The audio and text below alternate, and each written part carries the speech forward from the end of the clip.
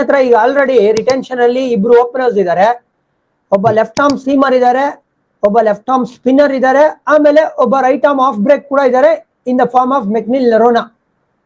Absolutely correct. 3 bowler 2 batter. Johnny, you should be part of our action. ನೋಡಿ ನಿಮ್ದೆಷ್ಟು clarity ಇರುತ್ತೆ ಇದರಲ್ಲಿ.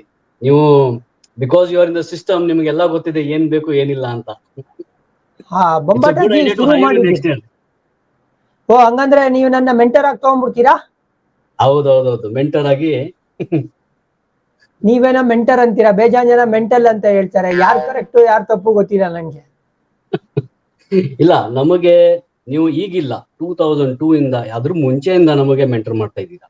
So ಅವಾಗಿಂದ ಗೊತ್ತು ನಿಮ್ಗೆ ನಾನ್ ಮೆಂಟಲ್ ಅಂತ.